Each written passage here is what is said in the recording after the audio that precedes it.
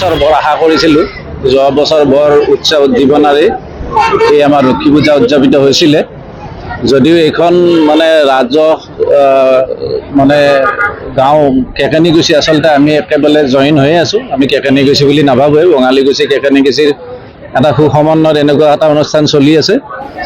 আমি এই সোণালী জয়ন্তী বৰ্ষলৈ আৰু 5টা বছৰ বাকী থকা অৱস্থাত এই বছৰ আশা কৰিছিলোঁ যে আচলতে উদযাপন বৰ উলহ মালহেৰে হ'ব। কৰ্মকৰ্তাবিলাকেও আমাক জনাইছিল যে বৰ ধুনীয়াকৈ এইবাৰ এটা সুপৰিকল্পিতভাৱে আটক ধুনীয়াকৈ 2দিনীয়া কাৰ্যসূচীৰে 12 ৰহণীয়া অনুষ্ঠান ৰাখি আমি উদযাপন কৰিম। যিয়ে নহওক আপোনালোক আমাৰ সকলোৰে জ্ঞাতই যে আচলতে অসমৰ স্বাভিমান, অসমৰ সন্মান অকালতে গুচি গ'ল। গতিকে আমি কোনটো হতেনে এনেকুৱা জাকজমকীয়া অনুষ্ঠান এটা উদযাপন কৰিব পাৰিম। সকলো আৱেগিক হৈ আছে কম বেছি পৰিমাণে।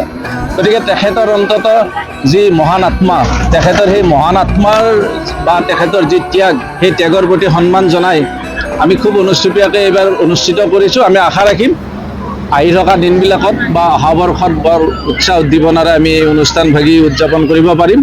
গতিকে যি অনুষ্ঠুপীয়াভাৱে যে উদযাপন কৰিছে তাৰ মাজতো ৰাইজৰ যি সঁহাৰি সঁচাই উৎসাহজনক। এই জগতে উদ্যোক্তাসকলৰ শলাগ লৈছোঁ।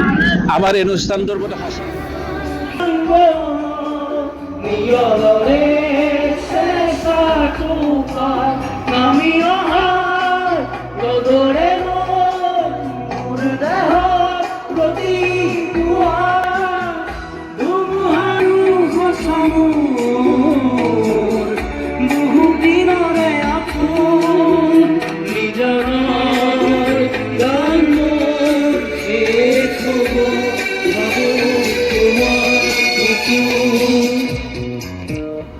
পঞ্চল্লিশতম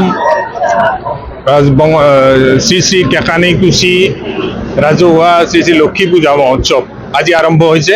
বিগত 44 বছৰে এই অঞ্চলত সকলো ৰাইজৰে লগ লাগি সমিল মিলেৰে আমি লক্ষী পূজা ভাগ ইয়াতে কৰি আহিছিলোঁ।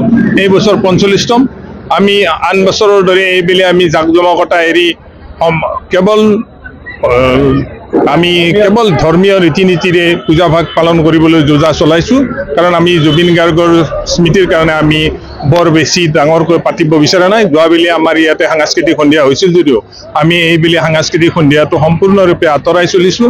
কেৱল বৈদিক নীতি নিয়মৰ দ্বাৰা আমি নাম প্ৰসংগেৰে এইবেলি পূজা ভাগ পালন কৰিবলৈ যোজা চলিছোঁ। এই উপলক্ষে আমাৰ এই অঞ্চলৰ কেকানিকুছি, বঙালীকুছি, চেপ্তি এই অঞ্চলৰ সমূহ ৰাইজে লগ হৈ আজি ইয়াতে আমি নাম প্ৰসংগৰে অৰে ৰাতি লক্ষী পূজা আমি কৰিম বুলি সংকল্প লৈছোঁ। ইতিমধ্যে আপোনালোকে দেখা পাইছে।